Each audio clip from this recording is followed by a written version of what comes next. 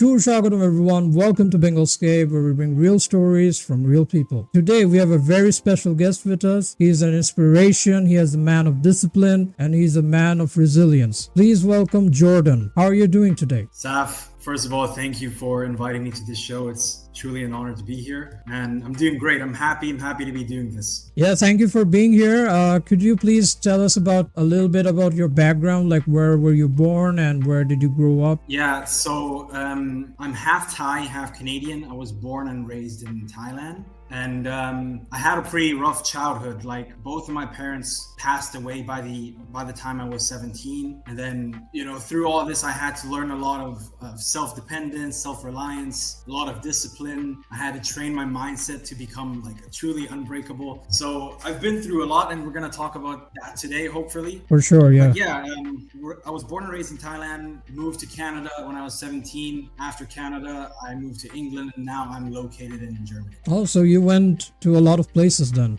Yeah. Out of all these places, which one was your most fond or memorable stay, I guess? Like which country did you miss the most? Thailand, definitely. Definitely, yeah. Okay. Yeah, it's completely different to the rest of the world. Like in Thailand, you got the good weather all year round. Yeah. It's a super free country. You can do whatever you want. So I was super blessed to have grown up there. Actually, like when I was a kid growing up there, I thought I was super unlucky. Oh. Because I didn't know, right? But then I moved to Canada, and I thought, wow, this place is horrible. Like I was so lucky to be born and brought up in Thailand. Yeah. So yeah. Well, you're the first guy actually who's half Thai and half Canadian, because I don't think that's very common in my experience. So it's cool. Yeah. It's cool to see. If you check my channel is mostly about multiculturalism. So I'm trying to spread that, despite the differences, we're still human beings. We can share stories, we can unite, and all that good stuff. So that's awesome. It's good to get people from different backgrounds together. Right.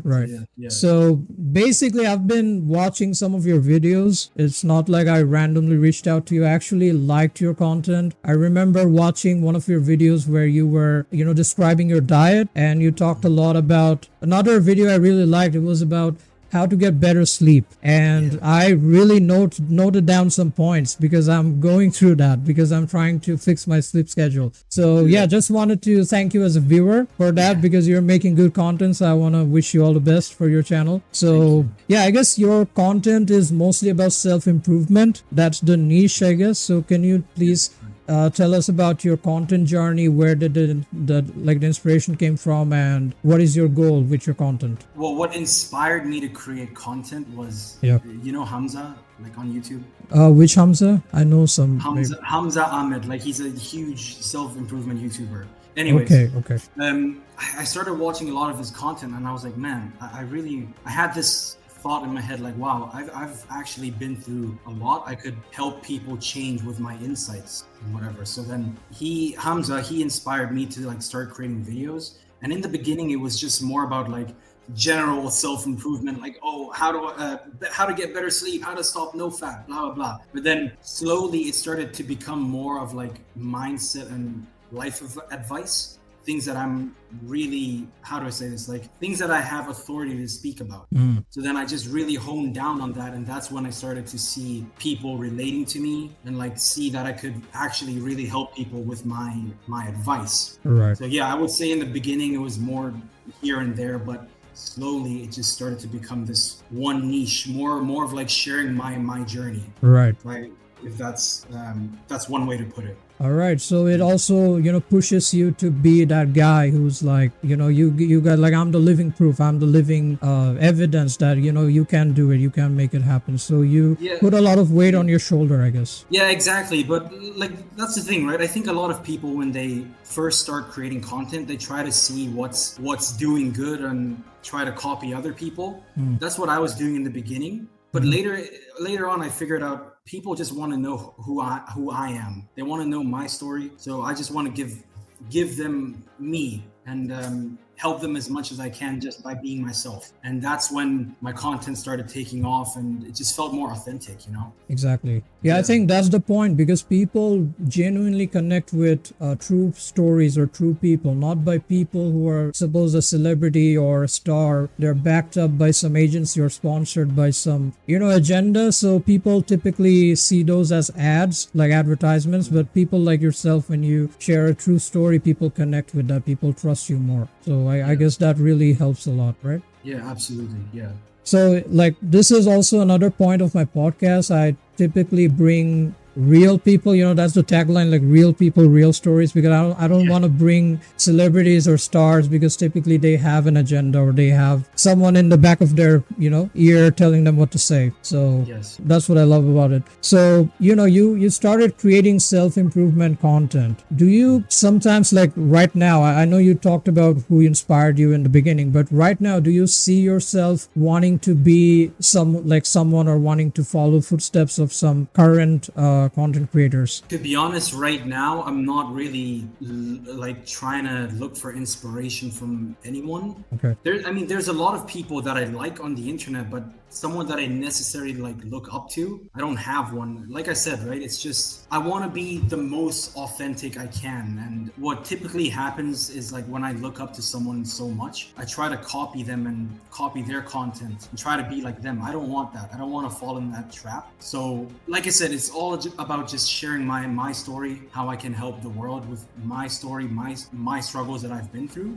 So I would just say I look up to myself, really just hone down on my story and how I can help the world. So I don't really look up to anyone on the internet. That's inspiring, I must say, because it shows, you have to believe in yourself and be original. I think a lot of people are losing that part in their life, like they're losing their true self. Like in philosophy, there's know yourself, know thyself. That's one of the main things. Yeah, I think it's when people do that in the online space, like I said, they just want to kind of follow the trend, and they lose that sense of authenticity. They're trying to be accepted by other people online, but I'm past that point. I don't care what people think about me if I say certain things. I'm just, like I said, it's all about authenticity for me. I'm sharing the ups and downs in my life and just documenting the whole thing. I want to really show people my life right now and what it's going to be in 5 years time, 10 years time, which I know for a fact is going to be super successful, super prosperous, I just want to show people the entire story. Like, imagine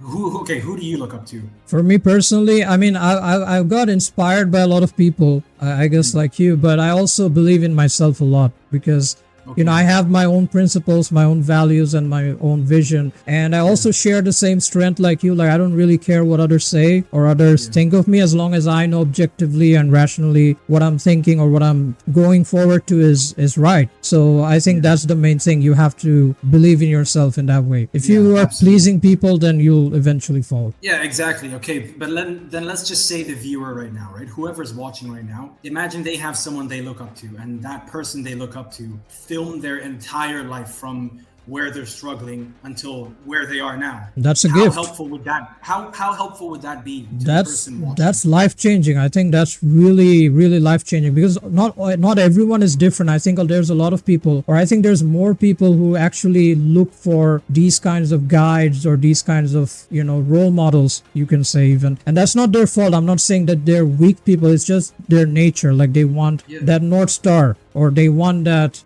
helping hand, I guess, to help them. Everyone needs a guide. Everyone needs a guide. I know for a fact that it would have helped me so much if someone, who had the same experiences as me, documented their entire life. It would have helped me so much. Right. But unfortunately, I didn't have that. So I'm now doing that for other people, and I know that there are people looking up to me. So I'm trying to be that guide in their lives and help them change their lives. And I know I've helped a ton of people recently. I've been getting a lot of messages saying how I've helped someone change their life, change their mindset, and just that I've inspired them to change, to do better.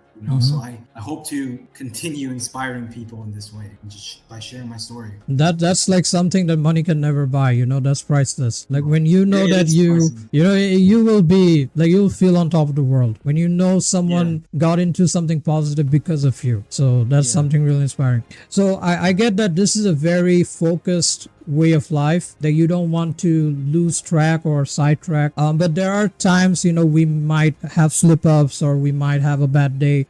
So talk to us about how do you deal with those moments in life where you might, have a slip off, let's say, or do something out of the ordinary. Yeah, like you said, slip ups happen a lot of the times. It doesn't matter who you are, it doesn't matter how disciplined you are, how locked in you are. It's gonna happen sometimes. And how I deal with it is, so first of all, I pray to God about it. God is number one in my life. Without my faith in God, I don't know where I would be. But every time I have a slip up, I just pray to God about it, and then I really just sit there and analyze, okay, what has gone wrong. I don't try to punish myself. I think that's a bad thing that people do, is when they slip up, they sort of punish themselves. That's not how you should do it. When you slip up, you should analyze, okay, what did I do wrong? How can I bounce back from this? And just carry on. That's the best thing that anyone could do. That's what I do. That's what successful people that I know do. So yeah, it's just sitting there analyzing what went wrong, how could you do better next time, and just carrying on from there. No judgment to yourself, no punishing yourself. Just, yeah, like I said. Right. I think that's what differentiates winners from losers. Like losers, typically they give up and they just quit. So you can never quit, no matter how many times you fall, no matter how many times you make mistakes. Never. Yeah, I like that you also believe in God, because I believe in God as well. I think that's a huge power to people who have their faith in God, because whenever you're lost in this materialistic world, you need something, supernatural or spiritual or whatever, term you want to use, because that really makes a difference when nothing makes sense. So yeah. Yeah, exactly. So a lot of times, sorry. No, go ahead. No, I was gonna say, like, a lot of times in my life, I feel lost, or I feel like things are impossible. But then it's always that faith in God that I have that seem to eventually make things make sense and make the impossible seem possible. So I give everything to God in this position that I'm in right now. Without God, I won't be here. Let's just keep it at that. Yeah, same with me. So let's talk about your story, backtracking a bit. Talk to us about how you went through those times, those traumatic times when you lost your family. I saw your video, you even talked about losing your dog, maybe, which was, I couldn't imagine that. I have my family with me, so I don't have that mindset to imagine, but I can empathize. So I want to hear your story. Like, what did it feel like going through that phase? Yeah, so I was living in Thailand at the time, and when I was 13 years old, my mom got really sick. Like it first started as a lung infection, and she was really struggling. And then, she would go in and out of the hospital. It would get better, and then would get worse. It would get better, then worse again. And then eventually this lung infection spread to her brain. And this is when it got really, really bad. Like it was horrible for me, because I was always with my mom, like always with my mom. If I'm going to be honest, I was a mama's boy. And my dad would, work overseas, and he'd be home and then away for a long time. So yeah, I was always with my mom, and it was really hard for me seeing her go through that, like being weak, not really able to do anything, because she was always this strong woman. So it was really tough for me. And when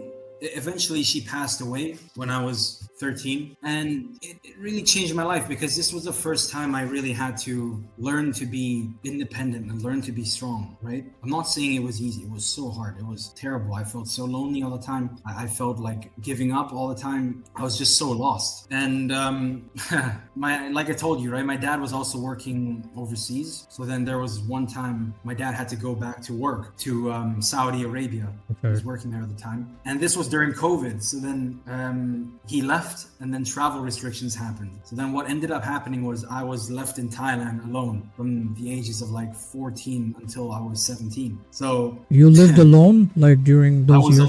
I was alone. Wow. Well, actually, no, I had a lady who would come and, clean the house or whatever, and stayed with us, but I wasn't like close to her. She was just me, basically. But yeah, I was in Thailand. My dad was away. And then let's fast forward a few years here. I was 17, and then my dad got cancer while he was away. My dad had cancer, and he had to fly back to Canada to get treatment. And this is the reason I moved to Canada, is to see my dad, right? And man, I'm telling you, when I saw my dad again after like 3 years, he was so weak and so skinny, I didn't even recognize him. And I remember walking into the hospital room, seeing him lay there, and I just immediately like started crying, and I just couldn't believe what I was seeing. I didn't even want to accept that he was dying, you know? And fast forward like 2 weeks after me landing in Canada, I got a phone call from my friend who was taking care of my dog at the time. She called me and she said,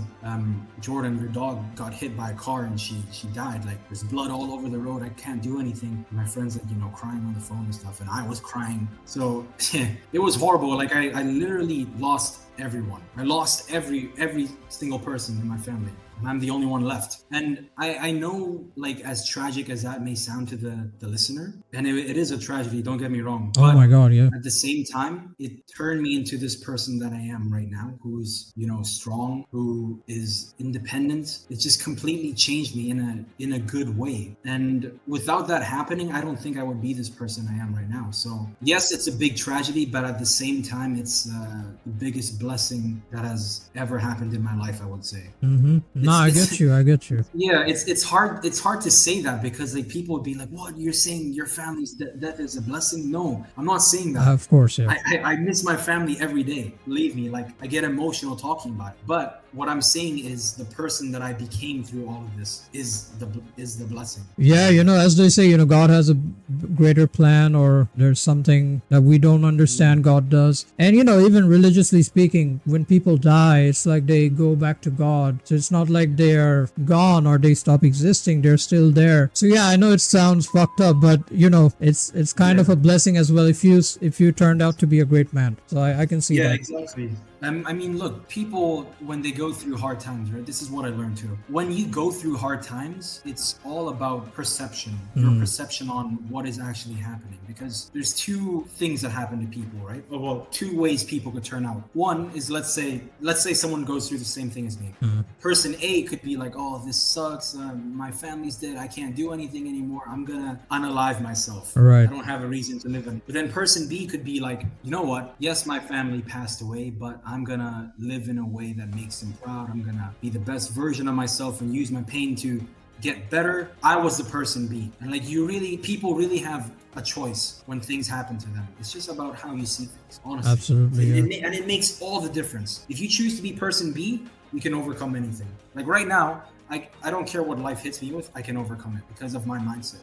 It's all about mindset. Yeah, man, if people hear your stories, they'll automatically know you're one of the strongest men out there. Even if you didn't do this kind of content thing, you already went through something that most people would crumble under, even if they didn't unalive themselves, they would probably get into some gangs or do some crimes or whatever, they found those escapes. But yeah, not everyone. So did you have any friends or any, I guess, family or people supporting you during that time, just trying to console you or I guess keep you on the right track? Yeah, I mean, I was blessed with great friends. Like growing up, I always had great friends who, I was with all the time. And without my friends, I would have a much more difficult time. But I always had people around me who were, there for me and comforting me, spending time with me. So it really made the situation easier. And actually, you know what? Before my mom died, we were living in one place in Thailand. And then after my mom died, my dad and I moved to another house so I could be next to my best friend at the time. And that really helped. And that was a good decision, yeah.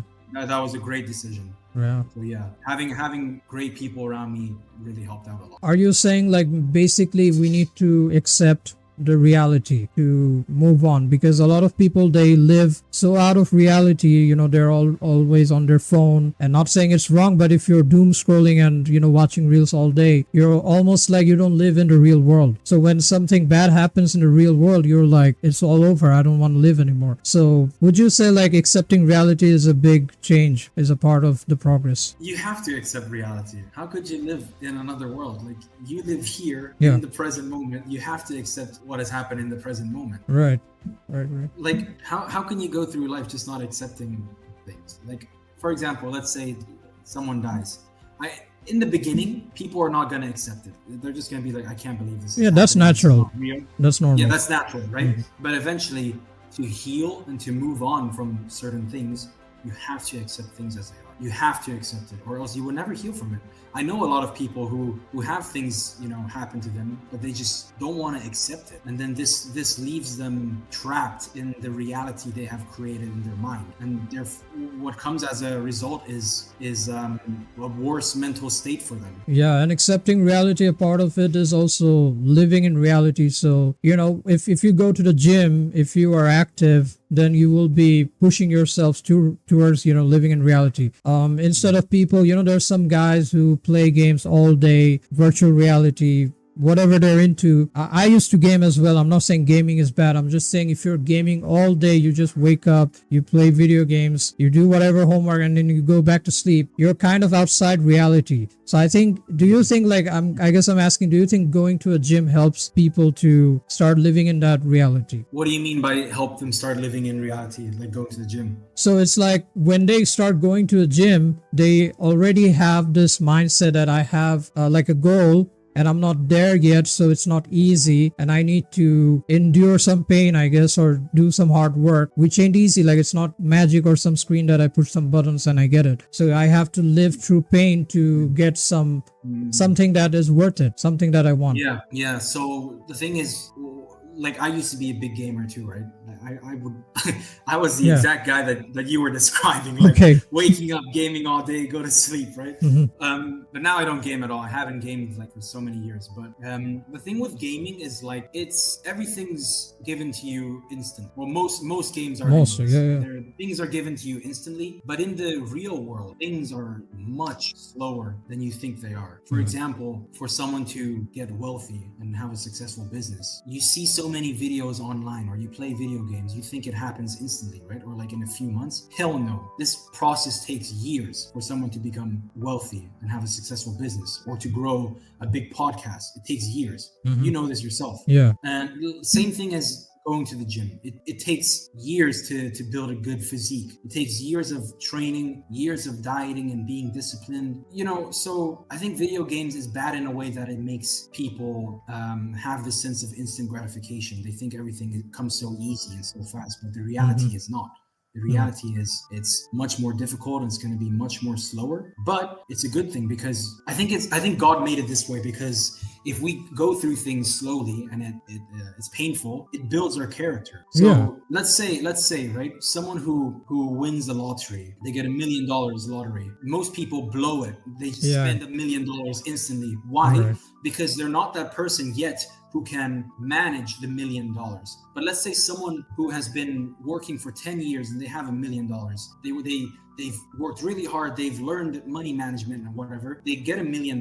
Their chances are they're going to multiply that to 2, to 5, to 10, because they learned all the skills, and they went through all the pain to be in that position. You know what I mean? Yeah, that's a good analogy. That makes perfect sense. Yeah, exactly. So, speaking of business, I've seen you have, I guess you did 2 business ventures. You dived into 2. One was about giving your loved ones or your family maybe some clothing, some gifts. Yes. And another one is Unbreakable. I really like the concept, Unbreakable. So can you please share with us about this new venture you have? Okay. What do you want to start off with? Purely Us or Unbreakable? No, let's start with the former, because that was the first one, I think. Former. Okay. So Purely Us is a business that I started with my girlfriend. And like you said, we create custom embroidery clothing for people to gift to their loved ones, or maybe their girlfriend, their family members, whatever. Right? We have designs. Let me show you here. We have a stitching machine there. That's where we do all the embroidery, right? That's cool. That's cool. So that's the first business called Purely Us. Is basically custom embroidery clothing for people, either loved ones or girlfriend, whatever. And the second business that I have is Unbreakable, which is my main focus right now, which I'm really excited about. And it is a fitness brand, but the thing with most fitness brands I've noticed is that they just sell clothing and a concept, right? But with Unbreakable, I want it to be like, I want to basically guarantee that when people buy into our brand, they improve themselves and they change their lives and they change their mindset. So what I'm working on right now in Unbreakable is creating this community and having these challenges for people to do to actually improve themselves. So when they buy a product from Unbreakable, they get this secret code that they can join our community, and within the community they'll be doing challenges and seeing other people grow, which will motivate them. That's You know what I'm awesome. saying? Yeah, that's Yeah, really awesome. that's something I thought about. Like I don't really see other brands doing this, but yeah, I just can't live with the fact that I'm just selling clothes and nothing else. I have to help people improve themselves. That's fitness for me. It saved my life. Without fitness, I wouldn't have been able to use all the pain and sadness I had in myself, and I wouldn't be able to learn about discipline and all this sort of stuff. So fitness really changed my life, and I really want to introduce fitness out into the world and help people get started with fitness in the hopes of them changing their lives the same way fitness changed my life, you know? Like there was something you said on a video I really liked. It was like, and you were so passionate. You said, I really hate when seeing people not wanting to be the best version of themselves. Something along the lines, like you really hate that when you see people being, I guess lazy, or I guess not believing in themselves. So you want to change that.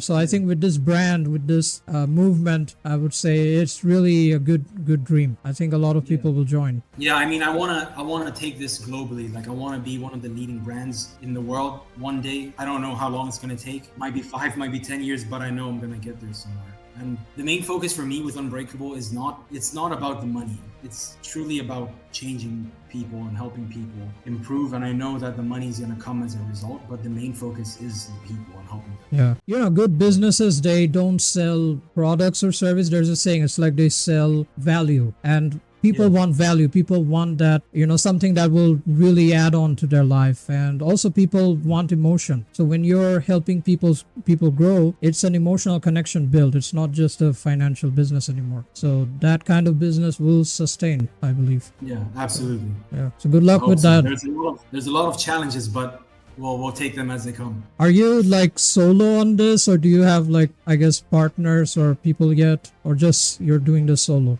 No, right now I'm completely solo. All right. I haven't been able to find anyone who I think is a good fit to work with me yet. But if I do find someone, and I hope I find someone, if I find that good person, I'll hopefully get them as partners, because I do believe that a good business, like, you need a partner, because you're good at one thing, your partner's good at another thing. Of course, yeah.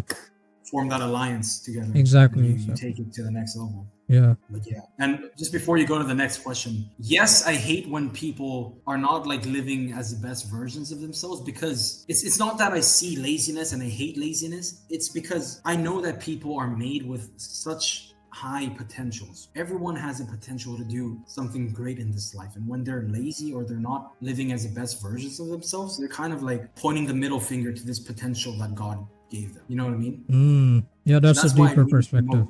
That's why I really promote like living as the best version of you, because you have so many gifts and talents in this life, but people are just afraid to express that. Right. It's almost like you owe it to yourself, and you're doing yourself an injustice if you're not, working on yourself, I guess. So yeah. Yeah, exactly. I agree with that. Like, there's a lot of fitness influencers out there, as we know, and not everyone makes the right kind of content. Like, it's not actually true information. They just yapping or something on the video. So like, how do you differentiate from that? Like, do you think there should be a format to making those kinds of fitness videos or gym videos to people where they can actually get the right information instead of the selling a product or saying the same thing that ChatGPT says? Well, everyone has a way of doing things, right? I think it goes back to the authenticity stuff. Like, everyone has a way of doing their own content, they have their own way of training. I think this is what makes it beautiful too, because what if every single fitness influencer talked about the same thing, talked about how to do things this way and that way? They're all the same. Like, wouldn't that be super boring? That's true. Yeah, it would be. Yeah. Like, for example, let's say someone on the internet has a way of training. They train 3 times a week or 4 times a week and they're super jacked. But me, it's like I'm training 5 times a week and I'm running 2 to 3 times a week. Like, I have my own ways of training. They have their own ways of training. I don't think there's right or wrong. It just is personal preference. And the people buying products online, I think whoever they're buying from, they relate to that person. That's why they're buying it. Yeah. For example, if I taught people how to lose fat and get in shape, and I had the same experiences as the person listening, they would be more likely to buy from me because I had the same experiences as them. I'm going through the same. I went through the same emotions that they were feeling. So they relate to me, right? So, like I said, everyone just has their own way of doing things. They have their own experiences, so they have authority on different things. So do you think like everyone has a different biology, like a different body, so they should figure out what suits them or what works for them? Yeah, yeah, absolutely. Everyone has different body types. Like for me, it's super easy to gain weight and gain fat, but my girlfriend, it's like impossible for her to gain fat. You know, she could eat, bro. Oh, She could okay. eat like donuts all day and she'd be fine. But for me, I have 2 donuts and I'm fat, bro. So Well, she's everyone lucky has then. yeah, exactly. So Yeah. it's crazy. Like for me, it's super frustrating. I really gotta watch out. But for other people, they're luckier and they can eat whatever they want. You know. So Yeah. yeah, everyone has different body types. Is there any misconception or something about fitness or diet that maybe people around you or people in your experience have that you want to clarify, maybe from your experience? Anything that people think is wrong about, I guess, fitness or diet? Wrong about fitness? Well, I don't know, but I used to see this diet. Like back a few years ago, people online would always talk about like losing fat, right? And they would say, oh, it's all about calories in and calories out. But the problem is these people would be eating junk food all day. Oh. And because their calories are not over their limit, they would justify eating junk food, right? I don't think this is right. I think people should be eating healthy whole foods and, you know, actually feeling good about themselves and feeling good mentally and their focus. So I would just debunk. I would just like scrap away all the unhealthy junk, even if it's still a low calorie, right? I would just switch over to healthy whole foods because that's what's true, changed yeah. my life. Like where would you get the nutrition from? You need the real food instead of Yeah, the exactly. processed And ones. it completely changed my life. Like eating healthy whole foods completely changed my life. I'm stronger. I'm more mentally focused, and I just feel better overall. So everyone should make that switch. Like there's a natural way that we humans should be eating, and it's natural whole foods, not freaking Rice Krispies or cereal all day or donuts all day. You know? Yeah. Do you have like the stores and everything close to you that you buy from, you know, groceries and your food? Or do you like Yeah. order? Oh, okay. You just go No, out. no, no. and buy. I go to the grocery store. Okay, nice. Yeah, some areas, I guess some people, they don't have that luxury. They don't have those places nearby. So they just grab onto the quickest, you know, burger or whatever they can order and they just eat Yeah, that. I mean, yeah, I know actually a lot of people they struggle with that.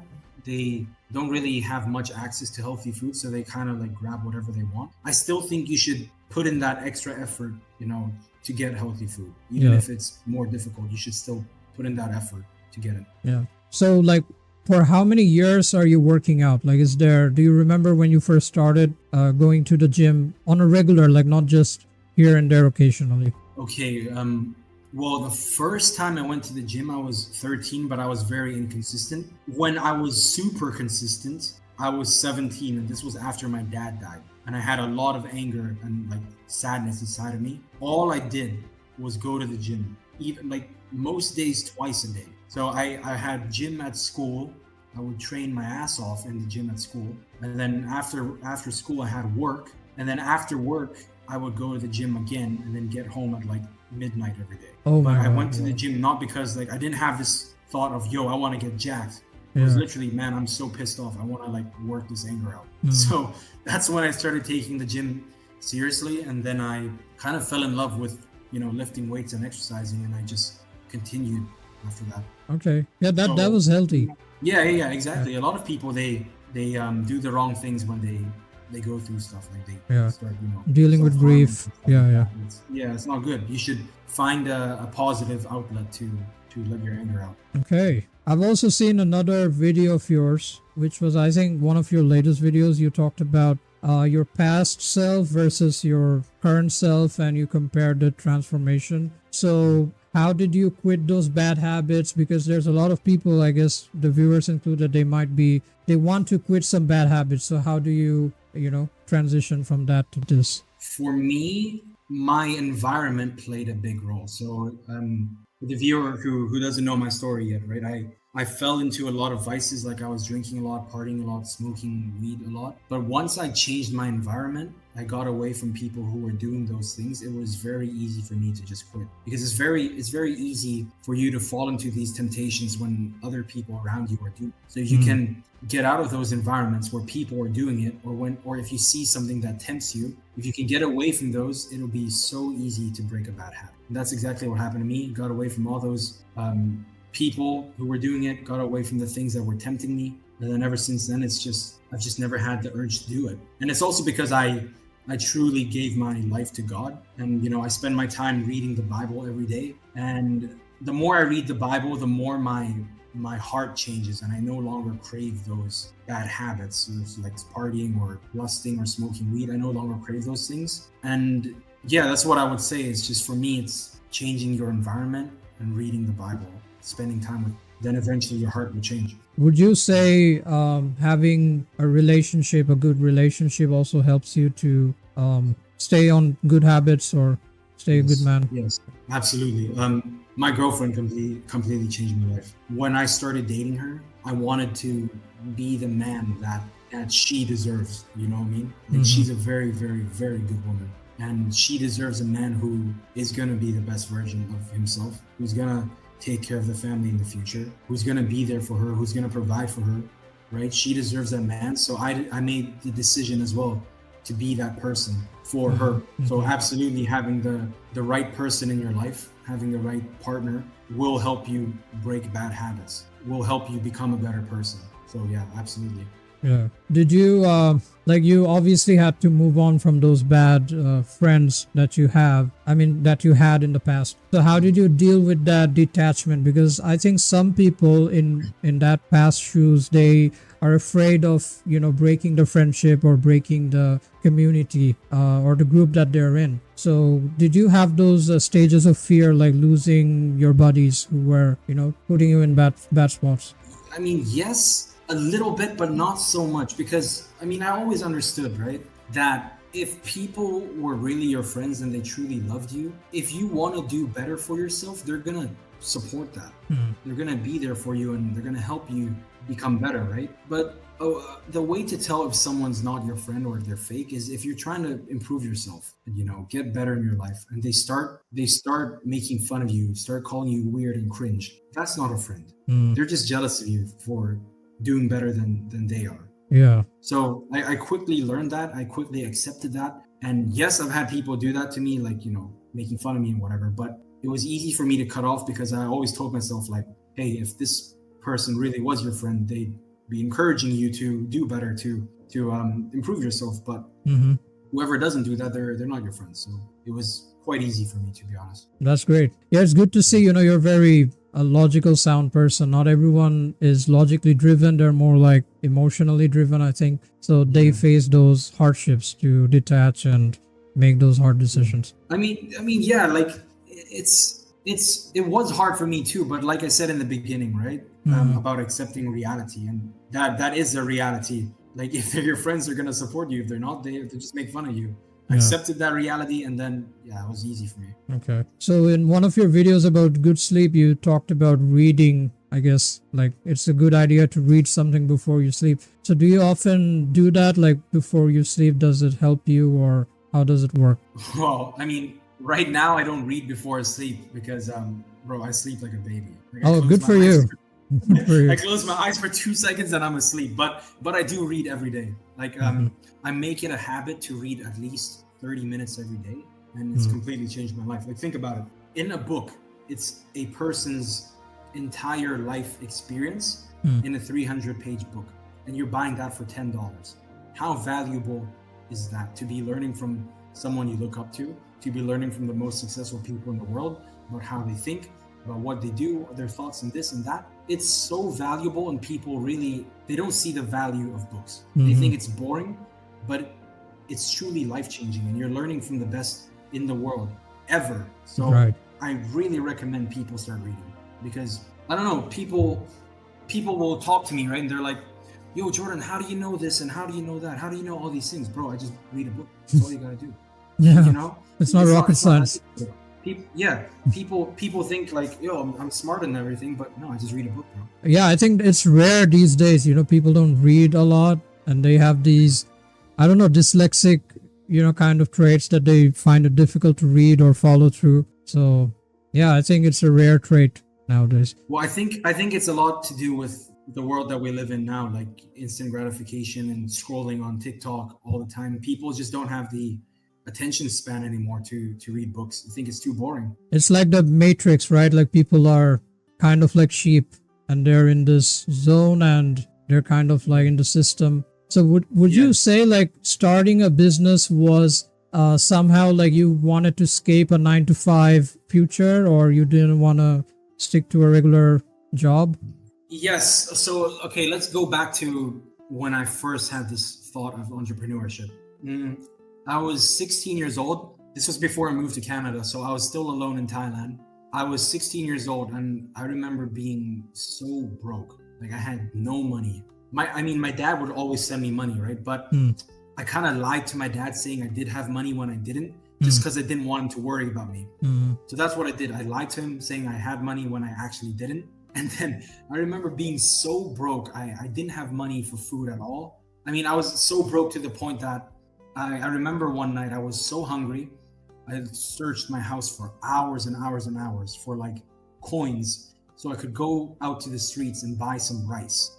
Like these grilled sticky rice things. Eventually I did. I bought the sticky rice, but it took me hours because I was so broke. And I just remember sitting and thinking to myself, I don't want this anymore. Like, I want money. How do I make money? So then I went on the internet, started searching on YouTube, how to make money. How do I make money online? And then there were so many different things like, Facebook dropshipping, copywriting, trading, all these things. And then actually one of my friends was trading and she was doing great, like a lot of money with trading. So then I started off with trading and I failed badly. And then it was e-com and then I failed badly. And then it was Facebook dropshipping and it was bad. And I failed. Everything failed. And I just kept trying and it led up to this point, right?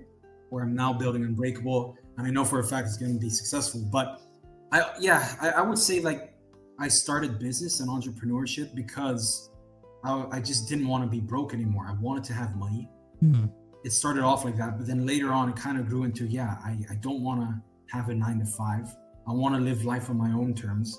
I want to do whatever I want, whenever I want, with whoever I want. I don't want to be clocking in and out of an office every single day. So yes, I would say that it's also because I don't want to live the 9 to 5 life. I would just be so miserable. I can't do that. You know that saying like some birds are never meant to be caged? Yeah, that's you, bro. Absolutely. That's me, bro. Yeah. That's me. And I just can't live a life, working for someone else every single day. It's just not me. Yeah, it will kill you. People who have this creative or visionary mindset, they're not meant to be working a 9 to 5. No matter the money, no matter the salary, you'll still be miserable at the end of the day. Yeah. I mean, I am working in a restaurant right now, but that's because first of all, I need to support myself. And then secondly, I actually need a job so I could live in Germany because of visa, Oh yeah, that's a necessity. I get that. Yeah. That's the basic needs. Because I was spending so much time on my computer, right? I said, man, I need to make money. How do I make money? And then I would always use YouTube for everything, So then I just had the thought, okay, why not just search it? And I started searching that. YouTube was showing me a bunch of different ways to make money. They were showing me habits of rich people. So then I started following the habits. And this is exactly how I got into reading too. Because rich people read. So then I started reading. Then I started learning more and more and more about money. And then I would try different businesses, fail, learn from my failures, fail, learn more, fail, learn more. And it all led up to this point, which I now understand a lot about business. That's a great thing to hear. Like you already have that experience of failing a couple of businesses. So you would be the definition of failure is the pillar of success once you build Unbreakable to whichever level you want to. Yeah, absolutely. I have a community. So, I mean, it's a big marketing play for Unbreakable as well. Like if I could get, people to join the challenge completely for free, by the way, change their lives in the next 30 days, use that as testimonial for the brand, like imagine how many people would join in on the challenges. They don't pay anything to join the challenges, but what they get out of it is a completely new identity, right? Their lives are changed. They get cash prizes from me. They get exclusive discounts to Unbreakable and all this stuff. So it's just a And it's a win for network everybody. as well. Like you are a part of a community that wins. Like they're all winners. I do have plans to make like in real life events, start running clubs for Unbreakable all over the world. I would have like different leaders in different cities and countries. So yeah, I do have big plans for Unbreakable, and I see it going really far and really taking over the fitness game. Yeah, good luck with that. I'm really glad to hear that. Wish I could join your community when I get the opportunity. Even though I'm in Bangladesh, but still, It doesn't matter. globally, Wherever you are, it doesn't matter. Yeah, we're in the era of internet, so it's okay. So you're in Germany right now, right? Yeah, correct. So are you like, do you plan to like settle there or just stay there long? Right now, I don't have any plans of moving out of Germany. Like, I really like Germany. Out of all the countries I've been to, except for Thailand, right? And Germany is the first place where I actually feel at home. So I can't say right now, like, if I have plans of moving out of Germany. I don't have any plans of moving out. But next year, I do plan to go to Thailand for a few months with my girlfriend. That's about it. And then coming back to Germany. Oh, that's great. Is your girlfriend German? Yes, she's a German. Nice. You want to know how we met? Sure, go ahead. Let's hear it. Okay. So I moved to Canada and I was studying high school in Canada. And then my girlfriend actually moved. She came from Germany as an exchange student. And then I saw her in English class one day and I was like, whoa, what a beautiful girl. Like I gotta be with her. So then I saw her and then I turned around to my friends and I said, you see her? She's gonna be my girlfriend before school ends. And then that's exactly what happened. And that's been two and a half years now that we've been together. 2.5 years. That's sweet. That's really awesome. Yeah, exactly. Did you speak to her in English then, right? Like not in... Yeah, of course. Like, bro, I can't. I back then I couldn't speak German, bro. So. Right. But right now, like how many languages do you know or understand? I know English, Thai, Laos, and just a little bit of German. Okay. When you say little bit of German, it's like, I guess, beginner level or like intermediate? Yeah, like beginner level. Like, I mean, I understand a lot more than I can speak. Oh, I see. Yeah, exactly. If you watch the TV, you can understand what they're saying in Germany. Not everything, but a lot of it, yes. Oh, okay. All right. It was, I really enjoyed this. I guess last question is, what are 3 things you are grateful for today? Like if there's 3 things you have to pick in your current life, what are 3 things you are grateful for? Damn, that's a good question. 3 things I'm grateful for in my life. I'm grateful for the fact that I'm alive. There's not a lot of people got the opportunity to wake up today. I'm grateful for the passions that God has put into my heart, like, the plans that I have to change the world and everything. I'm grateful for that. And I'm grateful for the people in my life, because without the people in my life, like having good people in my life, I wouldn't be where I am today. I wouldn't be who I am today. So there's a lot of credit that I have to give to the people in my life, because like I said, I wouldn't be here right now if it wasn't for them. So those are the 3 things that I'm grateful for today. Wow, I really, that was really beautiful.